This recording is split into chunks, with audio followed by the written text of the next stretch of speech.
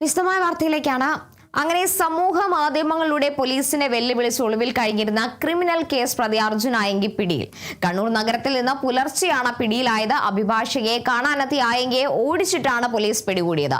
KJ Sreejith ഉണ്ട് വിവരങ്ങളുമായി. ശ്രീജിത്ത്, എന്തായാലും ആ അംഗം അങ്ങനെ അവസാനിച്ചിരിക്കുകയാണ്. ഒടുവിൽ അർജുൻ ആയങ്കി പോലീസിന്റെ പിടിയിലായിരിക്കുന്നു. എങ്ങനെയായിരുന്നു പോലീസിന്റെ നീക്കങ്ങൾ? ആഭ്യന്തരമന്ത്രിയെ വെല്ലുവിളിക്കുകയും അതോടൊപ്പം തന്നെ പോലീസിനെ ഭീഷണിപ്പെടുത്തുകയും ചെയ്ത കേസിലാണ് അർജുൻ ആയങ്കി ഇന്നലെ രാത്രിയോടുകൂടി കണ്ണൂർ ടൗണിൽ നിന്നും പിടിയിലാകുന്നത്. നമുക്കറിയാം, കുറച്ചു നാളുകളായി തന്നെ അർജുൻ ആയങ്കിയെ പിടികൂടാനുള്ള വലിയ നീക്കങ്ങളായിരുന്നു പോലീസിൻ്റെ ഭാഗത്തു നിന്നുണ്ടായത്. പക്ഷേ അർജുൻ ആയങ്കിയെ മാത്രം പിടികൂടാൻ കഴിയാത്തൊരു സാഹചര്യമാണ്. അതിനിടയിലാണ് ഇന്നലെ ഈ അർജുൻ ആയങ്കി കണ്ണൂർ നഗരപ്രദേശത്തേക്ക് എത്തുകയും അതിനുശേഷം അവിടെയുള്ള ഒരു അഭിഭാഷകയുടെ വീട്ടിൽ എത്തുന്നൊരു സാഹചര്യമുണ്ടായിരുന്നു. ഈ അർജുൻ ആയങ്കി തളിപ്പറമ്പിൽ നിന്നും കണ്ണൂർ നഗരത്തിൽ എത്തിയ ശേഷം ഓട്ടോറിക്ഷയിലായിരുന്നു ഈ അഭിഭാഷകയുടെ വീട്ടിലെത്തിയത്. ഈ ഓട്ടോ ഡ്രൈവറാണ് ഇത്തരത്തിൽ കണ്ണൂർ ടൗൺ പോലീസിനെ ഈ വിവരം അറിയിക്കുകയും പിന്നീട് പോലീസ് ആ വീട് വളഞ്ഞ് ഈ പ്രതിയെ പിടികൂടുകയും ചെയ്തത്. പോലീസ് പറയുന്നത് ഈ പ്രതി ഓടി രക്ഷപ്പെടാൻ ശ്രമിച്ചിരുന്നു. അതിനിടയിലാണ് ഈ പ്രതിയെ പിടികൂടിയതെന്നാണ് പറയുന്നത്. എന്തായാലും പോലീസിനെ സംബന്ധിച്ചിടത്തോളം ദിവസങ്ങളായി തന്നെ ഒരു തലവേദന തന്നെയായിരുന്നു അർജുൻ ആയങ്കി. കാരണം അർജുൻ ആയങ്കിക്കായി തൃശ്ശൂർ, മലപ്പുറം, പാലക്കാട്, കോഴിക്കോട് അങ്ങനെ വിവിധ ജില്ലകളിൽ പരിശോധന നടത്തിയിരുന്നു. അതോടൊപ്പം തന്നെ അതിർത്തി പ്രദേശങ്ങളിൽ പരിശോധന നടത്തിയിരുന്നു. ആ പരിശോധനയ്ക്കിടയിലാണ് എന്തായാലും ഇന്നലെ രാത്രി 2:30 തന്നെ കണ്ണൂരിലെ നഗരഹൃദയത്തിൽ നിന്നും ഈ അർജുൻ ആയങ്കിയെ പിടികൂടിയിരിക്കുന്നത്. പോലീസ് ഇപ്പോൾ എന്തായാലും അടുത്ത നീക്കങ്ങളെല്ലാം ആരംഭിച്ചിട്ടുണ്ട്.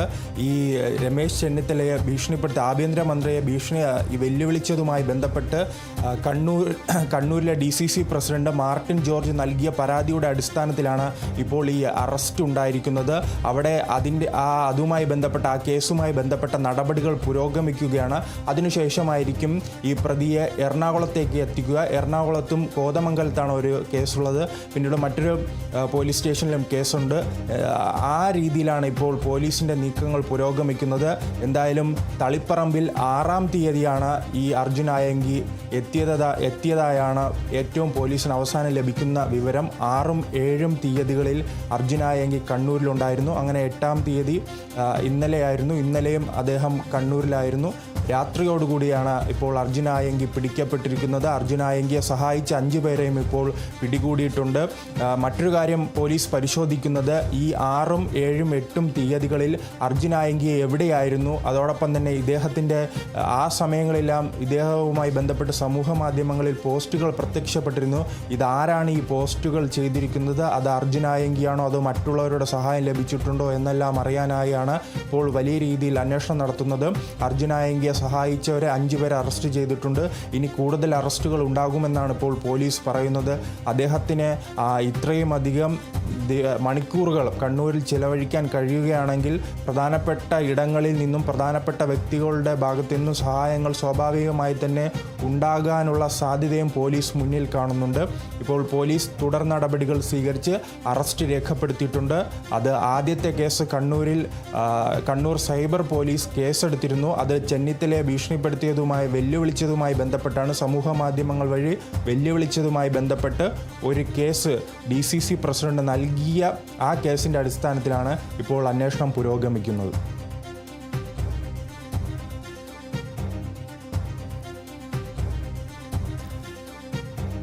ശ്രീജിത്ത്, അതുപോലെ തന്നെ കുറച്ചധികം ദിവസമായി കേരളത്തിന്റെ പോലീസ് സേനയും ആഭ്യന്തരമന്ത്രിയെയും പരിഹസിച്ചും വെല്ലുവിളിച്ചും കടന്നുപോയ ദിവസങ്ങളായിരുന്നു. സേനയിൽ നിന്ന് പോലും അർജുന് വിവരങ്ങൾ ലഭിച്ചിരുന്നോ എന്നൊരു സംശയങ്ങൾ ഉണ്ടായിരുന്നു. ഒടുവിൽ പിടിയിലാകുന്ന സമയത്ത് എന്തെല്ലാം നീക്കങ്ങൾ, അല്ലെങ്കിൽ ഏത് തരത്തിൽ ആരൊക്കെ ഈ അർജുനെ സഹായിച്ചിരുന്നു എന്ന നിഗമനത്തിലേക്കാണ് പോലീസ് സേന എത്തിച്ചേരുന്നത്? സഹായിച്ച 5 പേരെയാണ് ഇപ്പോൾ പോലീസ് പിടികൂടിയിരിക്കുന്നത്. പ്രധാനമായും പോലീസ് പറയുന്നത് തളിപ്പറമ്പ് കേന്ദ്രീകരിച്ച ഒരു ബാറിലായിരുന്നു അർജുൻ ആയങ്കി ഒളിവിൽ കഴിഞ്ഞിരുന്നത്. അതിനുശേഷം ഈ കീഴടങ്ങാനുള്ള തയ്യാറെടുപ്പാണോ എന്നും പോലീസ് സംശയിക്കുന്നു. ആ കീഴടങ്ങലിൻ്റെ തുടർച്ചയാണോ അഭിഭാഷക ദമ്പതികളെ കാണാനായി ഈ കണ്ണൂർ ടൗണിലേക്ക് വരികയാണ്. അത് പോലീസിന് ഒരു ഓട്ടോ ഡ്രൈവർ വിവരം കൈമാറുകയാണ്. അതിൻ്റെ അടിസ്ഥാനത്തിലാണ് ഇപ്പോൾ അറസ്റ്റ് ഉണ്ടായിരിക്കുന്നത്. അതോടൊപ്പം തന്നെ പോലീസിനെ സംബന്ധിച്ചിടത്തോളം 2 ദിവസം മുൻപ് തൃശ്ശൂരിൽ വെച്ച് ഈ അർജുൻ ആയങ്കിയുടെ സഹോദരൻ അഖിൽ പിടിയിലായിരുന്നു. അഖിലിനെ പിടികൂടിയതുമായി ബന്ധപ്പെട്ട് ചോദ്യം ചെയ്യലിലാണ് ഇന്നലെ വളപട്ടണത്ത് നിന്നും ഈ അർജുൻ ആയങ്കി കണ്ണൂരിലേക്ക് എത്തിയ കാറ്, രക്ഷപ്പെടാൻ ഉപയോഗിച്ച കാർ കണ്ടെത്തുന്നു. ആ കാർ കേന്ദ്രീകരിച്ചും വലിയ രീതിയിൽ ഇന്നലെ അന്വേഷണം ഊർജിതമായി നടന്നിരുന്നു. അതിലൂടെ തന്നെ ആ കാർ കണ്ടെത്തിയതിലൂടെ തന്നെ പോലീസിന് സ്വാഭാവികമായും വിവരം ലഭിച്ചിരുന്നു. അർജുൻ ആയങ്കി കണ്ണൂർ ജില്ലയിൽ തന്നെയുണ്ട്. പ്രത്യേകിച്ച് ഈ ഗ്രാമപ്രദേശങ്ങൾ കേന്ദ്രീകരിച്ചാണ് ഈ അന്വേഷണമെല്ലാം ഊർജിതമായി മുന്നോട്ട് പോയത്. അതിനിടയിലാണ് ഈ ഓട്ടോ ഡ്രൈവർ ഇത്തരത്തിലൊരു വിവരം നൽകുന്നത്. ഈ അർജുൻ ആയങ്കി ഈ കണ്ണൂർ ടൗണിൽ എത്തിയിട്ടുണ്ടെന്ന വിവരം നൽകുന്നു. പിന്നീടാണ് പോലീസ് വലിയ രീതിയിലുള്ള പോലീസ് സന്നാഹത്തോടു കൂടി തന്നെ ഈ വീട് വളയുകയും ഈ വീട് വളഞ്ഞ് പിടിക്കാൻ ഒരു അനുകൂല സാഹചര്യം ഉണ്ടായപ്പോൾ അർജുൻ ആയങ്കി ഓടി രക്ഷപ്പെടാൻ ശ്രമിച്ചു എന്നാണ് പോലീസ് പറയുന്നത്. ശ്രീജിത്ത് സൂചിപ്പിച്ചതുപോലെ ഇനി അർജുനെ എറണാകുളത്തേക്ക് എത്തിക്കേണ്ടതുണ്ട്. എറണാകുളത്തെ എത്തിച്ചതിന് ശേഷമുള്ള തുടർ നടപടികൾ എങ്ങനെയായിരിക്കും, എന്തെല്ലാം വകുപ്പുകളാണ് ഇനി ചേർക്കാൻ സാധ്യതയുള്ളത്? ക്രിമിനൽ കേസ് പ്രതിയാണ്. ആ സാഹചര്യത്തിൽ ഇനി കൂടുതൽ വകുപ്പുകൾ ചേർക്കാനുള്ള സാധ്യത നിലവിലുണ്ടോ? ആഭ്യന്തരമന്ത്രി അടക്കം വെല്ലുവിളിച്ച ഒരു പ്രശ്നം നിലനിൽക്കെ തീർച്ചയായും കൂടുതൽ വകുപ്പുകളും കൂടുതൽ കേസുകളും രജിസ്റ്റർ ചെയ്യാനാണ് സാധ്യത. കാരണം ആഭ്യന്തരമന്ത്രി അടക്കം വെല്ലുവിളിക്കുന്നു, മറ്റു പോലീസ് ഉദ്യോഗസ്ഥരെ വെല്ലുവിളിക്കുന്നു. ഇതെല്ലാം സേനയ്ക്ക് തന്നെ വലിയ രീതിയിൽ അപമാനമായി മാറിയിരുന്നു. അതുകൊണ്ട് തന്നെ കൂടുതൽ കേസിനും അതോടൊപ്പം തന്നെ കൂടുതൽ വകുപ്പുകൾ ചുമത്തി ഇദ്ദേഹത്തിനെതിരെ നടപടി ശക്തമാക്കുവാനായിരിക്കും പോലീസിൻ്റെ തീരുമാനം. എന്തായാലും ഈ കേസിൻ്റെ തുടക്കം കോതമംഗലവുമായി ബന്ധപ്പെട്ടാണ്. കോതമംഗലം CA പ്രശാന്തിനെ ഭീഷണിപ്പെടുത്തിയിരുന്നു. അവിടെ ഒരു കല്യാണ സൽക്കാരവുമായി ബന്ധപ്പെട്ട് ഈ കോതമംഗലത്തെത്തിയെന്നാണ് ഈ അർജുൻ ആയങ്കി പറയുന്നത്. എന്തായാലും അതൊരു ഗൂഢാലോചനയായിരുന്നു. അവിടെ ഒരു ക്രിമിനൽ പശ്ചാത്തലമുള്ള സംഘങ്ങൾ കൂടിയാലോചന നടത്തി മറ്റൊരു ആക്രമണം നടത്താനുള്ള ഒരു രീതി എന്നായിരുന്നു പോലീസ് അന്ന് പറഞ്ഞത്. ആ ഒരു കേസിലായിരുന്നു അന്നത്തെ അന്ന് അവിടെ ഉണ്ടായിരുന്ന CA പ്രശാന്തിനെതിരെ വലിയ രീതിയിൽ ഭീഷണി മുഴക്കുകയും പിന്നീടാണ് അത് തുടർ സംഭവമായി ഇപ്പോൾ ഈ അവസാന ഘട്ടത്തിൽ അർജുൻ ആയങ്കിയുടെ അറസ്റ്റിലേക്ക് വരെ എത്തി നിൽക്കുന്നത്. എന്തായാലും അർജുൻ ആയങ്കിയെ സംബന്ധിച്ചിടത്തോളം അദ്ദേഹത്തിനെതിരെ 23-ലധികം കേസുകളാണ് നിലവിലുള്ളത്. അപ്പോൾ ഇനിയും കേസുകൾ വരാനുള്ള സാധ്യതയാണ് നിലവിൽ കാണുന്നത്. കാരണം ആഭ്യന്തരമന്ത്രിയെ വിവിധ സമയങ്ങളിൽ അദ്ദേഹം ഈ ഫേസ്ബുക്കിലൂടെയും ഇൻസ്റ്റാഗ്രാമിലൂടെയെല്ലാം വെല്ലുവിളിക്കുന്ന ഒരു സാഹചര്യമുണ്ട്. അതിലാണ് ഇപ്പോൾ കൂടുതലായി പോലീസ് കേസെടുക്കാനും കൂടുതൽ അന്വേഷണത്തിനും ഉത്തരവിട്ടിരിക്കുന്നത്. ശ്രീജിത്ത്, അതുപോലെ തന്നെ പോലീസിനെ സംബന്ധിച്ച് ഇതൊരു അഭിമാന പ്രശ്നമായിരുന്നു. ഈ അർജുൻ ആയങ്കി എന്ന് പറയുന്ന വ്യക്തിയെക്കുറിച്ച് നമ്മൾക്ക് അറിയാവുന്നതാണ്. DYFIയിലൂടെ CPM പാർട്ടി പ്രവർത്തനത്തിലേക്ക് എത്തിയ വ്യക്തി. പിന്നീട് പല പ്രശ്നങ്ങളിലൂടെയും പാർട്ടി തന്നെ അയാളെ തള്ളിപ്പറഞ്ഞതാണ്. ഈ ഒരു സംഭവം പുറത്തു വന്നതിന് പിന്നാലെ തന്നെ പ്രതിപക്ഷ നേതാവ് തള്ളിപ്പറയുന്നത് നമ്മൾ കണ്ടതാണ്. അതുപോലെ തന്നെ MV ജയരാജനും പറഞ്ഞതാണ് എന്തുകൊണ്ട് പോലീസ് സേനയ്ക്ക് അർജുൻ ആയങ്കിയെ പോലെ ഒരാളെ പിടിക്കാൻ സാധിക്കുന്നില്ല എന്നത്.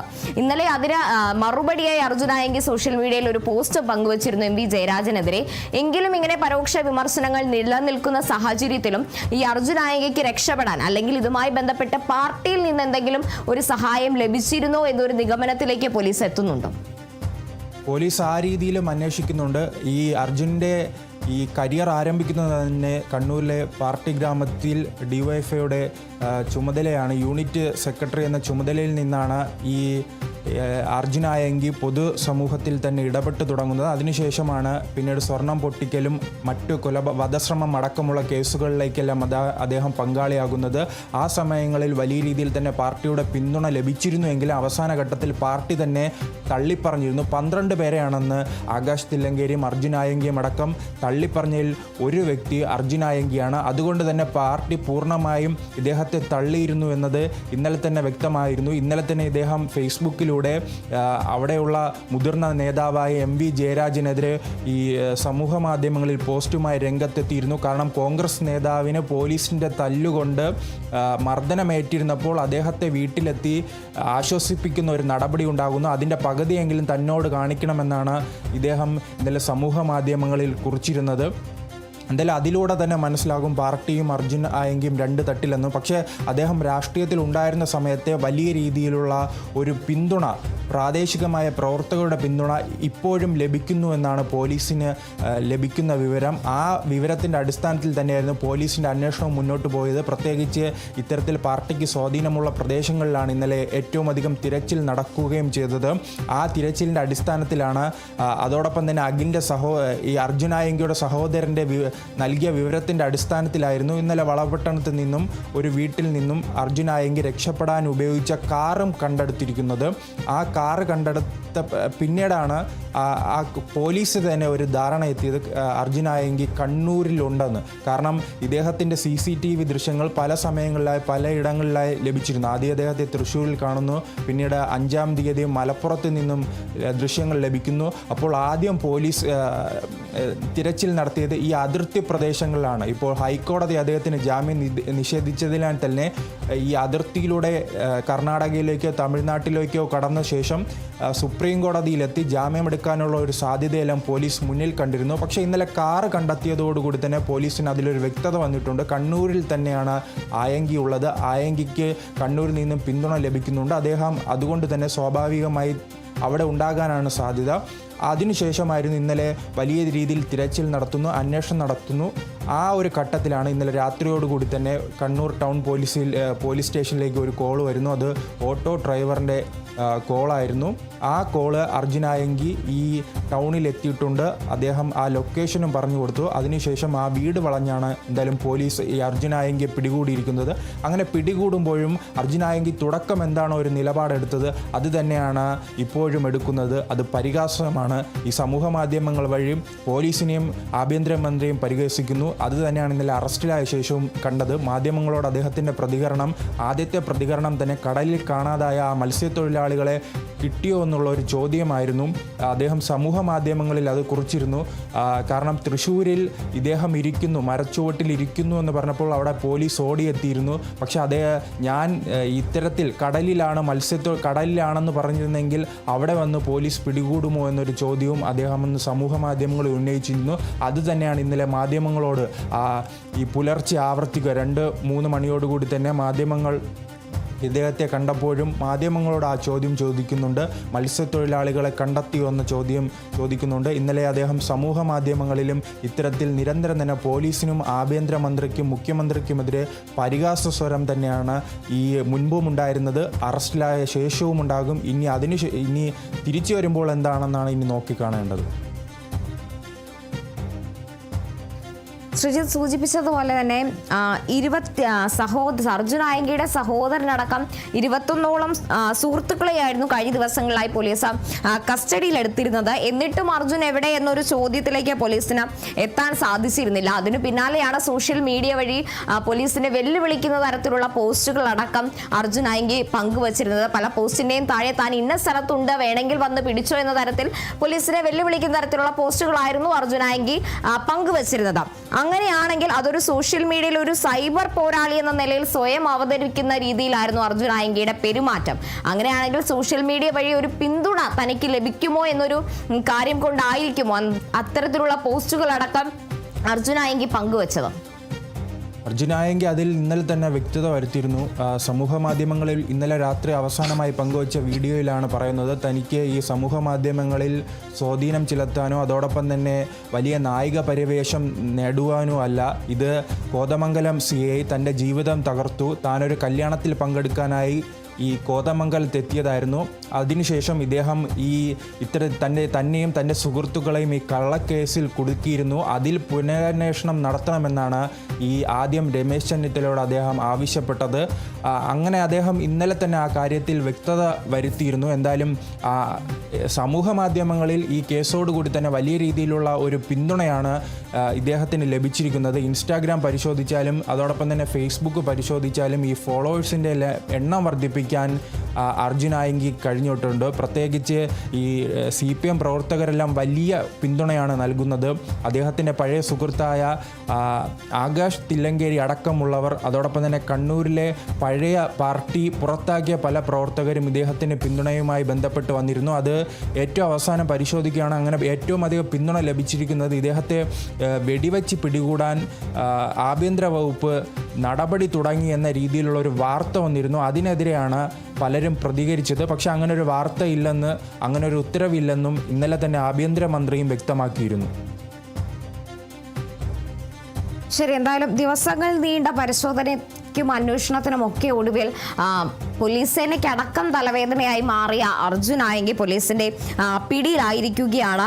ഒരു ഓട്ടോയിലാണ് ഇത്തരത്തിൽ അഭിഭാഷകയുടെ കണ്ണൂരിലുള്ള അഭിഭാഷകയുടെ വീട്ടിലേക്ക് അർജുൻ ആയങ്കി എത്തുന്നത്. ആ ഓട്ടോ ഡ്രൈവർക്ക് തോന്നിയ ഒരു സംശയമാണ് പോലീസിനെ വിവരം അറിയിക്കാനും പോലീസ് പിന്നീട് ഈ അഭിഭാഷകരുടെ വീട്ടിലേക്ക് എത്തുകയും നാടകീയം അല്ലെങ്കിൽ സാഹസികതയിലൂടെ അർജുൻ ആയങ്കിയെ കീഴ്പ്പെടുത്തുന്ന അടക്കമുള്ള വാർത്തകൾ വന്നത്. CCTV ദൃശ്യങ്ങൾ അടക്കം കേന്ദ്രീകരിച്ച ഒരു പരിശോധനയിലായിരുന്നു സംസ്ഥാനത്തുടനീളം വ്യാപകമായി പോലീസ് നടത്തിക്കൊണ്ടിരുന്നത്. എവിടെയാണ് അർജുൻ ആയങ്കി എന്നൊരു ചോദ്യമായിരുന്നു ഉയർന്നുകൊണ്ടിരിക്കുന്നത്. പോലീസ് സേനയ്ക്ക് അടക്കം നാണക്കേടുണ്ടാക്കുന്ന തരത്തിൽ, കാരണം ആഭ്യന്തരമന്ത്രി അടക്കം വെല്ലുവിളിക്കുന്നു. ഓരോ സമയത്തിനും സോഷ്യൽ മീഡിയയിലൂടെ ആഭ്യന്തരമന്ത്രി എന്താണ് ചെയ്യുന്നത്, തന്നെ പിടിക്കാൻ സാധിക്കുന്നതിനുള്ള തരത്തിലുള്ള വെല്ലുവിളികൾ പോലീസിനെതിരെയും ആഭ്യന്തരമന്ത്രിക്കെതിരെയും ഒക്കെ നടത്തിക്കൊണ്ടിരിക്കുന്ന സാഹചര്യത്തിലും അർജുൻ ആയങ്കിയെ പിടികൂടാൻ കഴിയാതിരിക്കുന്നത് പോലീസിനെ സംബന്ധിച്ച് അത്യന്തം അഭിമാന പ്രശ്നം തന്നെയായിരുന്നു. എന്നാൽ ഇപ്പോൾ അതിന് പരിഹാരമായിരിക്കുകയാണ്. കണ്ണൂരിൽ അഭിഭാഷകരായ ദമ്പതികളുടെ വീട്ടിൽ നിന്നാണ് ഇത്തരത്തിൽ അർജുൻ ആയങ്കിയെ പോലീസ് പിടികൂടിയിരിക്കുന്നത്. അതുപോലെ തന്നെ അർജുനെ ഒളിവിൽ കഴിയാൻ സഹായിച്ചവർക്കായും അന്വേഷണം നടക്കുന്നുണ്ട്. വൈദ്യപരിശോധനയ്ക്കായി ആശുപത്രിയിൽ എത്തിച്ചിട്ടുണ്ട്. ഇനി എറണാകുളത്തേക്ക് കൊണ്ടുവരേണ്ടതുണ്ട് അർജുൻ ആയങ്കി. അതിനുശേഷമായിരിക്കും തുടർ നടപടികൾ. എന്തെല്ലാം വകുപ്പുകളാണ് ഇനി അർജുൻ ആയങ്കിക്കെതിരെ പോലീസ് ചുമത്താനിരിക്കുന്നതെന്ന് അടക്കമുള്ള കാര്യങ്ങളിൽ വരും മണിക്കൂറുകളിൽ എന്തായാലും വ്യക്തത വരികയുള്ളൂ. 2 ദിവസത്തിലേറെ നീണ്ട തെരച്ചിലിനൊടുവിലാണ് ഇപ്പോൾ എന്തായാലും ക്രിമിനൽ കേസ് പ്രതിയായ അർജുൻ ആയങ്കി പോലീസിന്റെ വലയിലായിരിക്കുന്നത്. KJ ശ്രീജിത്താണ് വിവരങ്ങൾ നൽകിയത്.